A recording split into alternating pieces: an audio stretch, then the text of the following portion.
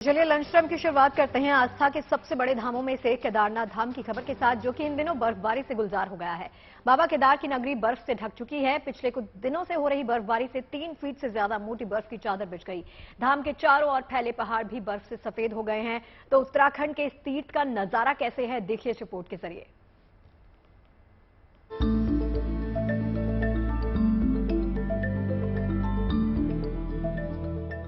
सफेदी में समाई ये तस्वीरें केदारनाथ धाम की हैं। बाबा केदार की नगरी केदारपुरी इन दिनों बर्फ की सफेद चादर में लिपटी हुई है।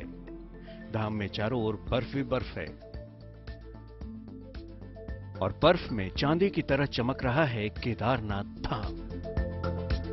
केदार नगरी का तापमान -14 डिग्री तक पहुंच चुका है और अब यहां सब कुछ जमने लग गया है। पिछले कुछ दिनों की बर्फबारी में केदारनाथ धाम में 4 फीट से ज्यादा तक बर्फ गिर चुकी है। आस्था की इस नगरी में मानो बर्फ का संसार रच गया हो। धाम के आसपास तो बर्फ की मोटी चादर बिछ ही गई है। धाम के चारों ओर फैले पहाड़ भी सफेदी में समा गए हैं। केदारनाथ धाम में हुई बर्फबारी के कारण यहां बिजली और पानी की आपूर्ति भी ठप हो गई है। आलम यह है कि यहां बर्फ को उबालकर पानी पीना पड़ रहा है। करीब 1 हफ्ते से हो रही बर्फबारी की वजह से धाम में चल रहे सभी प्रकार के पुनर्निर्माण कार्य कुछ दिनों तक के लिए बंद कर दिए गए हैं। पुनर्निर्माण कार्य में जुटे मजदूर गौरीकुंड वापस लौट आए हैं। ठंड बहुत बढ़ चुकी है। तापमान -15 डिग्री सेल्सियस के आसपास जा चुका है। पानी जब है यहाँ पर पुनर्निर्माण कर्मियों को काम करने में काफी मुश्किलों का सामना करना पड़ रहा है। इस बार जनवरी के दूसरे हफ्ते की शुरुआत तक बर्फबारी न होने के कारण धाम में पुनर्निर्माण कार्य जारी थे। हालांकि कड़ाके की ठंड और पाला जमने के कारण सिर्फ लकड़ी और वेल्डिंग का काम ही हो पा रहा था, लेकिन कुछ दिनों पहले वो भी बंद हो चुका है। अब मौसम साफ होने और बर्फबारी कम होने के बाद ही काम शुरू हो पाएंगे। मौसम विभाग की माने तो आने वाले कुछ दिनों में केदारनाथ धाम समेत हिमालय क्षेत्रों में बर्फबारी जारी रहेगी, यानी सैलानियों के लिए अभी मस्ती का दौर जारी रहने वाला है। बर्फबारी का आनंद उठाने के लिए भारी संख्या में सैलानी यहां का रुख कर रहे हैं, जिससे पर्यटन उद्योग की चांदी हो गई है। तृतीय केदार तुंगनाथ में भी हिमपात का सिलसिला जारी है। दिसंबर के आखिरी दिनों में हो रही बर्फबारी से व्यापारियों के चेहरे भी खिले हुए हैं। भारी संख्या में पर्यटक बर्फबारी का लुत्फ उठाने के लिए तुंगनाथ चोपता पहुंच रहे हैं। केदारनाथ से प्रवीण सेमवाल के साथ bureau report, good news today. बर्फबारी के बाद बद्रीनाथ की सूरत कितनी बदली है, ये जानने की दिलचस्पी आपको भी होगी। तो आइए आपको दिखाते हैं शीतकालीन प्रवास के दौरान जब बद्री विशाल जोशी मठ में है तो उनके धाम में क्या नजारा है।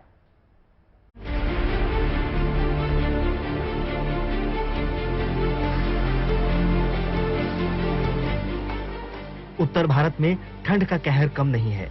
पहाड़ों पर बर्फबारी ने नजारा भले ही खुशनुमा कर दिया हो, लेकिन तस्वीरें बताती है कि प्रचंड ठंड ने शहर के हालात बदल दिए हैं। ऐसे में बद्रीनाथ धाम, जो 3 महीने पहले तक श्रद्धालुओं से गुलजार रहा, वहां के हालात देखना किसी दिलचस्पी से कम नहीं। पवित्र बद्रीनाथ यात्रा शुरू होती है तो ये सारा शहर बद्रीनाथ धाम गुलजार रहता है। पर्यटकों से, श्रद्धालुओं से इन गलियों में पैर रखने की जगह नहीं होती। यहाँ कई सारे कॉटेज हैं और रहने की जगह है, खाने पीने की जगह है, लेकिन अब देखिए कि यहाँ पूरी तरह से सन्नाटा पसरा है और यहाँ पर लगभग 3 से 4 इंच की जो है बर्फ जमी हुई है। उत्तराखंड के कई ऊंचाई वाले इलाके इन दिनों बर्फ की सफेद चादरों से ढके हैं। कुदरत की मर्जी है, इन पहाड़ों पर कभी हरियाली देखने को मिलती रही, आज वो सफेद चादर ओढ़े हुए हैं। बर्फ से ढके इन पहाड़ों की खूबसूरती बढ़ गई है। इसकी गोद में बसा बद्रीनाथ धाम इससे अछूता नहीं है। यात्रा शुरू होने के पहले बद्रीनाथ के इस पूरे प्रांगण में सन्नाटा पसरा हुआ है। यहाँ अगर कुछ दिखती है तो वो है सिर्फ सफेद बर्फ। हालांकि हर साल के मुकाबले लगता है इस बार बर्फबारी काफी कम हुई है। यहाँ 2 से 4 फीट तक बर्फ जमा होती थी, लेकिन इस बार ये महज कुछ इंचों में है। और ठंड का आलम ऐसा है कि ये जो पीछे आगे मंगल द्वार पर एक तालाब है और ये देख रहे हैं आप, जो पूरी छोटा सा तालाब है, इसके पानी की ऊपरी जो परत है वो पूरी तरह से जमकर पपड़ी हो चुकी है। और पूरा ये जो इलाका है, ये जो हिमालयन आप देख रहे हैं रेंज, ये सब बर्फ की पतली चादर ओढ़े हुए हैं। यहाँ तक कि ये दुर्लभ स्फटिक मणि शिवलिंग का जो मंदिर है, देखिए इसके प्रांगण में भी पूरी तरह से बर्फ जम चुकी है। मणिरत्नेश्वर महादेव, जहाँ पर हम माथा टेकने के लिए आते हैं, ये पूरा इलाका बर्फ से ढका हुआ है। हालांकि चूंकि कई बार पुलिस का दौरा यहाँ पर होता है, सुरक्षा के नाते आईटीबीपी भी आती है, इसलिए सड़कें, कुछ हिस्सा सड़क का जरूर यहाँ पर खुला हुआ है। आम लोगों के लिए आना यहाँ पर इस समय बैन है, वो नहीं आ सकते इस समय। लेकिन आप देखिए कि अगर यहाँ पर कुछ है तो वो सिर्फ है बर्फ की सफेद चादर। बर्फबारी से बद्री विशाल की ये दर कितनी बदल चुकी है, बानगी भी देखिए जरा। लेक के पास हूं, हालांकि अंदाजा लगाना मुश्किल है कि यहाँ पर कहां पर ठोस जमीन है या कहीं पर आगे कुछ है या नहीं है। लेकिन आप देखेंगे कि ये देखिए पूरी एक तरह की पपड़ी जमी हुई है। ये देखिए इसके आगे यहाँ पर पैर धंस रहा है और नीचे जाएंगे तो ये पूरा पानी जो है उस पर एक परत सी जम गई है। ये समझने के लिए देखिए, आप देख पा रहे हैं कैसे फिसल के गई पूरी बर्फ। आप इस बर्फ पर चल सकते हैं। अमूमन होता अगर ये तापमान नीचे अगर ये 2 से 4 इंच मोटी हो तो आप समझिए कि पानी के ऊपर चला जा सकता है। ये देखिए, ये है ये पूरी तालाब परत जो है वो जम चुकी है। पूरा तालाब यहाँ पर जम चुका है। बद्री विशाल इन दिनों अपने शीतकाल प्रवास पर जोशीमठ पधार चुके हैं, तो फिलहाल इस इलाके की हिफाजत का जिम्मा आईटीबीपी के जवानों के हवाले है। तापमान -16 डिग्री है, लेकिन जवानों का हौसला देखिए। इस समय पूरा जो प्रांगण है वो बर्फ से, हालांकि इस बार पिछले साल के मुकाबले या पहले के मुकाबले बर्फबारी जरूर यहाँ थोड़ी कम हुई है, और लेकिन बावजूद जो पहाड़ियां हैं वो आप देखेंगे बर्फ की पतली चादर ओढ़े हुए हैं। बाहर आईटीबीपी के प्रहरी हैं, और सबसे दिलचस्प बात आप यकीन नहीं कर पाएंगे कि मैं जहां खड़ा हूं बाबा के धाम में, इस प्रांगण में, इस समय तापमान -16 डिग्री है। और आप सोचिए कि जब सूरज डूबता होगा तब ये तापमान कितना होगा। और यहाँ जो इनकी सुरक्षा की जिम्मेदारी है, ये आईटीबीपी के सब इंस्पेक्टर हरेंद्र सिंह जी हैं। देखिए सिर्फ एक लेयर की जैकेट इन्होंने पहनी है, पैरों में जूते भी नहीं है, चप्पल है। अब आप सोचिए कि इतनी ठंड में ये जो प्रहरी हैं जो यहाँ बाबा के मंदिर की हिफाजत करते हैं, ठंड नहीं लगती हरेंद्र जी? नहीं, कम लगती सोचे। हमारे उस इंस्ट्रूमेंट है रहने के लिए और ओढ़ने के लिए सारी व्यवस्था है, कोट पहने पोने के लिए। लेकिन -16 डिग्री सोचे ना, मुझे बिना ग्लव्स में इतने में भी ठंड लग रही है। मैं देख रहा हूँ आपके चप्पल पहने हुए, आपने जूते, मतलब मुझे देख के मुझे ठंड लग रही है। अभी हम नीचे जो तप्त कुंड वहाँ से आया था, सफाई किया था। नारद कुंड और जो तप्त कुंड है सब जगह हमने सफाई की, क्योंकि यहाँ पे सफाई करना बहुत जरूरी है, क्योंकि हम यहाँ रोजाना हर रोज होता है। और पानी तप्त कुंड का हम हमेशा चेंज करें, क्योंकि यहाँ पे हमारे जो फौजी भाई लोग आते हैं और नहा जाते, कोई लत्ते कपड़े यहाँ पे छोड़ देते, उनको हमको फिर उठाना पड़ता और फिर दूर फेंकना, ताकि बाबा के यहाँ पे कोई गंदगी ना हो। पहाड़ी इलाकों पर बर्फबारी से यहाँ तस्वीरें भले ही सफेद हो गई हो, लेकिन शांति मैदानी इलाकों में नजर आ रही है, क्योंकि ठंड का कहर लोगों को कपकपाने पर मजबूर कर रहा है, जिसमें राहत हाल फिलहाल तो नहीं मिलने वाली है। बद्रीनाथ धाम से Ashutosh Mishra, good news today. तो बद्रीनाथ की तस्वीरें आपने देखी। अब आपको कश्मीर की खूबसूरत वादियों में लेकर चलते हैं, जो कि इन दिनों बर्फ के साथ गुलजार है। सफेद बर्फ ने पूरी घाटी को अपने आगोश में ले लिया है। बर्फबारी की वजह से खुशगवार हुए मौसम को देखकर बड़ी तादाद में सैलानी इन दिनों जम्मू कश्मीर का रुख कर रहे हैं। इसी बीच में कश्मीर में बर्फबारी के बीच में रेलवे की ऐसी तस्वीरें सामने आई हैं, जिसे देखकर आपको शायद ये लगेगा कि आप किसी यूरोपियन देश की तस्वीर देख रहे हैं। खुद रेल मंत्री अश्विनी वैष्णव ने ये तस्वीरें अपने ट्विटर अकाउंट पर शेयर भी की हैं, आप जाकर देख सकते हैं।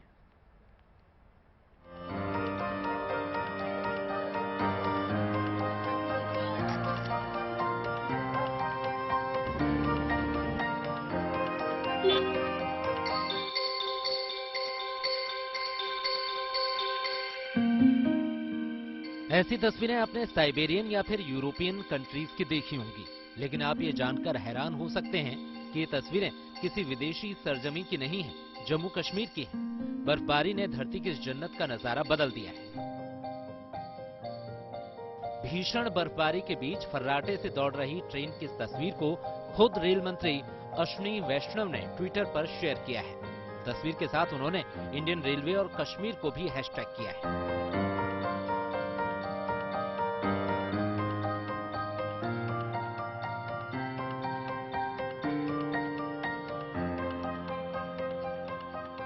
धरती की जन्नत कही जाने वाले जम्मू कश्मीर की खूबसूरती इन दिनों और निखर गई है। चारों ओर बिछी बर्फ की चादर ने मानो घाटी का सफेद श्रृंगार कर दिया है। ये तस्वीर उधमपुर के हिल स्टेशन पटनी टॉप की है। पटनी टॉप में बर्फ ने डेरा डाल दिया है। चारों ओर बर्फ ही बर्फ नजर आ रही है। पूरा इलाका इन दिनों सफेदी की चमक से जगमगा रहा है। बड़ी संख्या में सैलानी पटनी टॉप का रुख कर रहे हैं और कुदरत के इस हसीन नजारे का भरपूर लुत्फ उठा रहे हैं।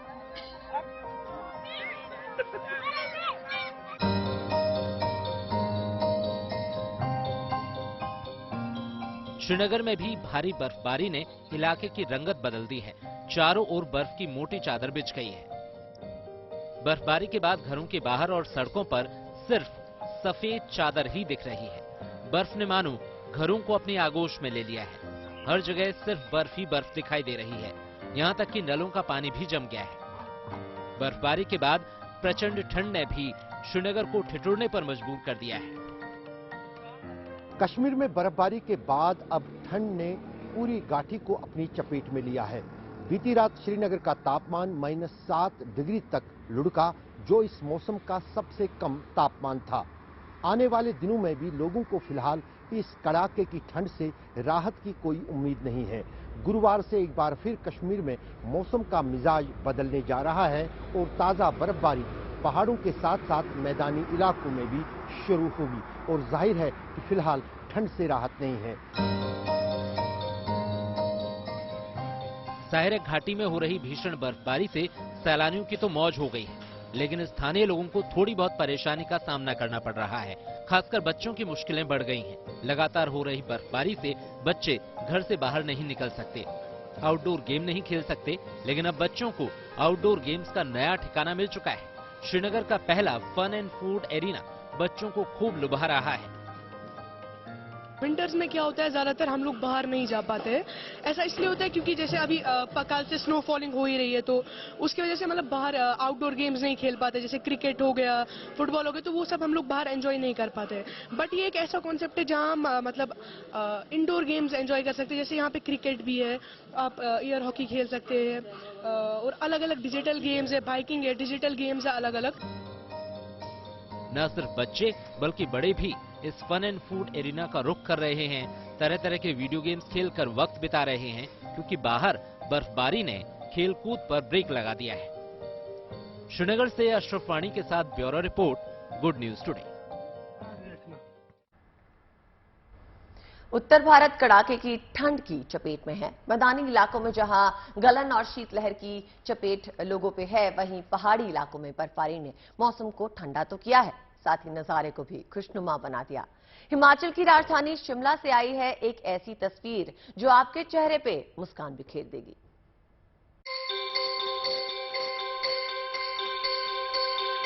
ये तस्वीरें शिमला की है, जहां बर्फबारी के बाद शहर की सूरत पूरी तरह सफेद हो गई है। छतों, रास्तों और जहां तक नजर जा रही है, वहां सिर्फ बर्फ की सफेद चादर ही दिखाई दे रही है। इसका नतीजा ये है कि शहर में सैलानियों की संख्या काफी बढ़ गई है। सैलानियों की संख्या गाड़ियों की इन कतार से भी समझ सकते हैं। फिर घुड़सवारों का ये रेला बताने के लिए काफी है कि सैलानियों को यहाँ का मौसम किस तरह रास आ रहा है। It was a random plan. हमने नॉर्मली देखा कि न्यूज में था कि Shimla received the first snowfall, तो वी इमीडिएटली पैक्ड और with kids it was difficult, but snow का मेरा भी फर्स्ट एक्सपीरियंस है, तो I really wanted to be here. It's very beautiful, the view is beautiful, people are very lively है, बहुत मजा आ रहा है, बहुत एंजॉय कर रहे हैं। बच्चों के लिए काफी एक्टिविटीज वगैरह है यहाँ पे, और फूड इज ऑल्सो फाइन, चाय वगैरह है, वेदर इज फाइन। अब सैलानी यहाँ आकर मजे ले रहे हैं, कई तरह के गेम्स खेल रहे हैं, सेल्फी के साथ ग्रुप फोटो खिंचवाने में जुटे हैं। बहुत अच्छा एक्सपीरियंस लग रहा है सर, फर्स्ट टाइम स्नोफॉल देखी है इस सीजन की, और स्पेशली स्नोफॉल के लिए आए हैं। लेट आई है इस बार, दिसंबर की बजाय जनवरी में, बट इट्स अमेजिंग, बहुत मजा आ रहा है देख के भी, और ट्रैकिंग में और मजा आ रहा है। पहाड़ों पर हुई बर्फबारी ने सैलानियों के दिलों को खुश कर दिया है। यही वजह है कि टूरिस्ट स्पॉट सैलानियों से गुलजार नजर आ रहे हैं। Bureau report, good news today.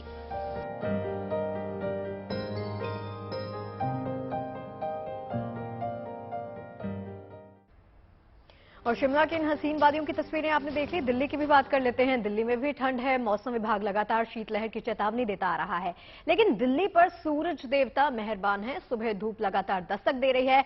वजह यह है कि ठंड के बावजूद दिल्ली में थोड़ी सी राहत है। दिल्ली में स्कूल खुल गए हैं। बच्चे ठंड को मात देते हुए स्कूल जाते हैं। ठंड भी बच्चों के मजबूत इरादों के आगे पस्त नजर आ रही है। कंधों पर बस्ता टांगे ये बच्चे स्कूल पहुंचे ताकि उनकी पढ़ाई में कोई खलल ना पड़े, लेकिन कुछ पेरेंट्स ये चाहते हैं कि छुट्टियां बढ़ा दी जाएं, जबकि कुछ का ये मानना है कि टाइमिंग में बदलाव कर देना चाहिए। कोई बच्चे बीमार, क्लास में कोई बच्चे बीमार वगैरह भी पड़ जाते हैं? नहीं, क्लास में कोई बीमार नहीं बिल्कुल। चलिए अच्छी बात है। तो आप लोगों की प्रेयर्स कहाँ हो रही है? बाहर ही हो रही है? नहीं, क्लासरूम के अंदर। क्लासरूम के अंदर कोई काम कर रहे हैं आपके? बिल्कुल नहीं, बिल्कुल नहीं। स्वेटर नहीं पहनेंगे तो यही हाल होगा। दिखाऊं स्वेटर? पूरे उत्तर भारत में ठंड का कहर जारी है। अगर राजधानी की बात की जाए तो मेट्रोलॉजी डिपार्टमेंट द्वारा बताया ही गया है कि तापमान 2 डिग्री तक आज जाने की आशंका थी। सुबह के वक्त तकरीबन 2 से 3 डिग्री टेम्परेचर लगभग हर वेदर स्टेशन पर दर्ज किया गया है और इसके चलते लोग घर से बाहर निकलने से कतरा रहे हैं। लेकिन उनका क्या, उन बच्चों का क्या जिन्हें स्कूल जाना ही है। इस वक्त हम राजधानी में स्कूल के बाहर मौजूद है। बच्चे पूरी अपनी तैयारियों के साथ, टोपियों, अपने कोट्स के साथ में यहाँ पर आए हैं, लेकिन किस तरह से उनके पेरेंट्स बच्चे मैनेज कर रहे हैं इस बारे में बात करेंगे। सबसे पहले पेरेंट्स से ही बात करते हैं, उसके बाद बच्चों के पास जाएंगे।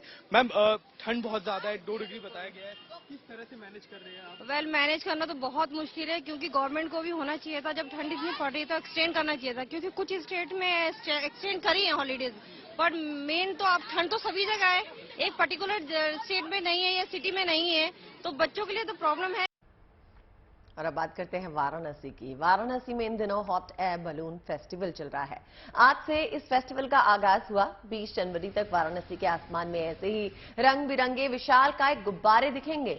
आध्यात्मिक नगरी काशी अब शंघाई सहयोग संगठन की राजधानी भी है। 2001 में शंघाई सहयोग संगठन की स्थापना के बाद पहली बार काशी को SCO की राजधानी और सांस्कृतिक राजधानी का दर्जा मिला। ये हॉट एयर बलून फेस्टिवल इसी जश्न का एक हिस्सा है। काशी न केवल सांस्कृतिक और धार्मिक राजधानी है, बल्कि शंघाई सहयोग संगठन की भी राजधानी बनी हुई है। इसी वजह से इस बार 3 दिनों का हॉट एयर बलून शो और मोटर बोट रेस शो शुरू हो चुका है और इस समय काशी को देखने का एक विहंगम नजारा हम आपको दिखा सकते हैं।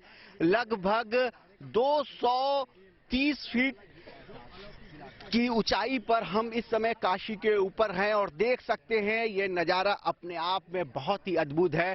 ठीक हम गंगा नदी के ऊपर इस हॉट एयर बलून में सवार हैं और हमारे साथ यहाँ तमाम मीडिया कर्मी हैं, तमाम यहाँ पे मेहमान हैं जो अनुभव का बड़ी ही बेसब्री से इंतजार कर रहे थे और बहुत ही मनोरम नजारा देखा जा सकता है।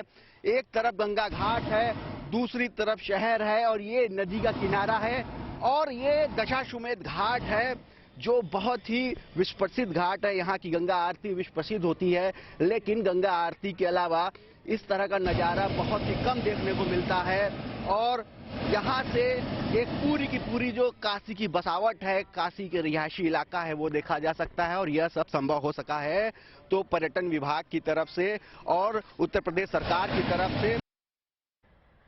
तो काशी के इन शानदार नजारों के बाद बात कर लेते हैं G20 शिखर सम्मेलन की। भारत इस साल G20 शिखर सम्मेलन की अध्यक्षता करने जा रहा है। सितंबर में होने वाली इस बैठक के लिए पुणे में G20 डेलीगेट्स की बैठक हुई। इस बैठक के लिए पुणे पहुंचे डेलीगेट्स का किस तरीके से भव्य तरीके से स्वागत किया गया है, इन तस्वीरों के जरिए देखिए।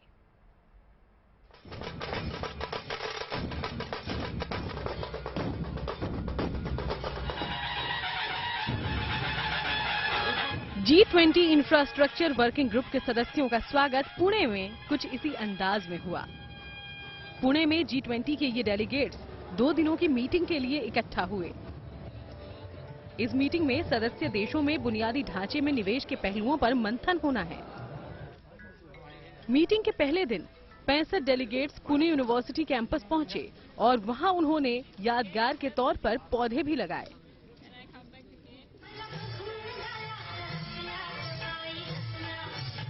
शाम के वक्त G20 डेलीगेट्स के लिए एक खास कार्यक्रम का आयोजन किया गया।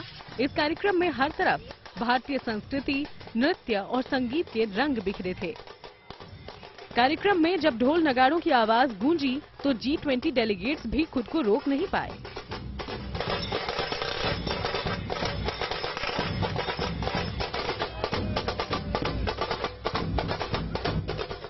आने वाले डेलीगेट्स पूरे खुश हैं। 2 उनके ब्रेनस्टॉर्मिंग के सेशन समाप्ति के बाद शाम को कल्चरल इवेंट के पहले थोड़ी इंटरेक्शन हुई। तो इंटरेक्शन में वो बहुत खुश थे। उनको ये विशेष लग रहा था कि 60 लाख का शहर पूरा इस इवेंट में लगा है। कल्चरल फेस्टिवल तो उन्होंने इतना एंजॉय किया कि आखिर में ढोल ताशा लेजे में वो स्वयं सहभागी हुए। इस साल होने वाले 18वें G20 शिखर सम्मेलन की अध्यक्षता भारत कर रहा है। सितंबर के महीने में होने वाले इस सम्मेलन में जब दुनिया के तमाम बड़े नेता एक साथ मिलकर बैठेंगे तो दुनिया में खुशहाली और अमन चैन की नई रूपरेखा पर मुहर लगेगी और इस आयोजन को भव्य बनाने में भारत कोई कसर नहीं छोड़ेगा।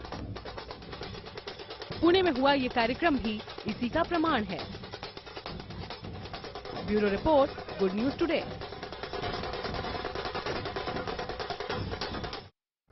समंदर की रखवाली आसान नहीं होती, लेकिन इंडियन कोस्ट गार्ड्स इस जिम्मेदारी को बखूबी निभा रहे हैं। उन्होंने हर बार अपने आप को अव्वल साबित किया है। इस बार भी वो सुर्खियों में हैं। उन्होंने 2 बड़े काम किए हैं। एक, कोस्ट गार्ड ने बंगाल में 500 से ज्यादा श्रद्धालुओं को बचा लिया, तो गुजरात के पास समंदर से कई मछुआरों को नई जिंदगी दी।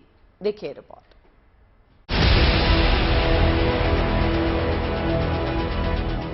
बुजुर्गों की मदद के लिए ऐसे बढ़ाए हाथ,